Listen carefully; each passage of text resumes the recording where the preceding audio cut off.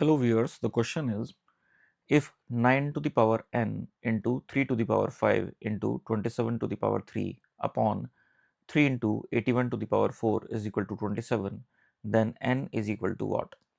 And the given options are option A 3, option B 2, option C 1 and option D 0. तो यहाँ जो problem पूछी गई है उसमें लेफ्ट हैंड साइड में एक एक्सप्रेशन है, उसको सिंप्लीफाई करना है और राइट हैंड साइड में वैल्यू 27 दी है। सिंप्लीफाई करके हमें n की वैल्यू फाइंड आउट करनी है। तो सबसे पहले इस एक्सप्रेशन को लिख लेते हैं 9 to the power n multiplied by 3 to the power 5 multiplied by 27 to the power 3 upon 3 into 81 to the power 4 is equal to 27। अब यहाँ पे 27 से हम इस 27 क्यूब को कट करेंगे तो 27 स्क्वायर रह जाता है। 3 से हम इसको कट करेंगे 3 टू द पावर 5 तो 3 टू द पावर 4 रह जाता है।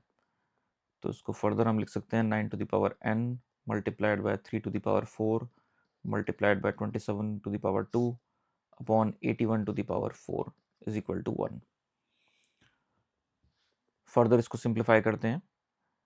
81 को हम लिख सकते हैं 3 टू द पावर 4, तो ये हो जाएगा 9 to the power n into 3 to the power 4 multiplied by 27 to the power 2 और 27 को हम लिख सकते हैं 3 क्यूब। 27 को हम लिख सकते हैं 3 क्यूब, तो ये हो जाएगा 3 cube to the whole power 2 upon 3 to the power 4 the the whole पावर 4।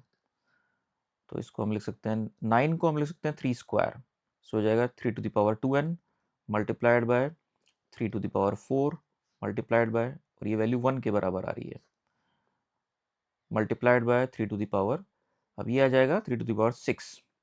यहाँ पे अलजेब्रा का रूल लगा है a to the power m to the power n बराबर a to the power m into n upon 3 to the power 16 is equal to 1। अब यहाँ देखें आप 3 to the power 4 into 3 to the power 6, ये हो जाएगा 3 टू द पावर 10 और नीचे है 3 टू द पावर 16। इसको फर्दर हमने सिंप्लीफाई किया तो हो जाएगा 3 to the power 2n multiplied by 3 to the power -6 is equal to 1।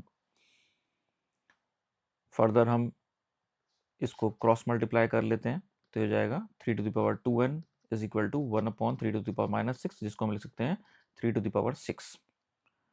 तो यहाँ हम कंपेयर कर सकते हैं, बेसिस सेम है लेफ्ट हैंड और राइट हैंड साइड में, तो हम कह सकते हैं 2n इक्वल्स टू 6 और n इक्वल्स टू 3।